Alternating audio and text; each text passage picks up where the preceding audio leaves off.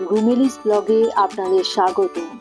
খেজুর গুড়ের পায়েস করতে গেলে অনেক সময় দেখা যায় দুধটা কেটে যায়, কিন্তু আমি এমনভাবে দেখাবো যাতে কোনো রকমভাবেই টেনশান থাকবে না যে দুধ কেটে যেতে পারে। 2টো তেজপাতা, 4টে ছোট এলাচ আর আমি 1 কাপ গোবিন্দভোগ চাল নিয়ে নিয়েছি। কড়াইতে একটু গাওয়া ঘি দিয়ে এই উপকরণগুলো একটু নেড়ে চেড়ে নেব।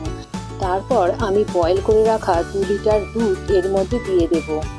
1 চিমটি নুন এর মধ্যে অ্যাড করব।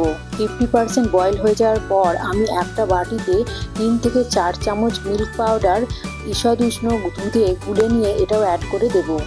আগে থেকে গরম করে রাখা আমি গুড়টা একটা ছোট জায়গায় প্রথমে মিশিয়ে নিয়ে চেক করে নেব কেটে যাচ্ছে কিনা। তারপর গ্যাসটা বন্ধ করে নিয়ে আমি মেন পায়েসের সঙ্গে গুড়টা মিশিয়ে দেব। কাজু কিশমিশ অ্যাড করে সার্ভ করব। ধন্যবাদ।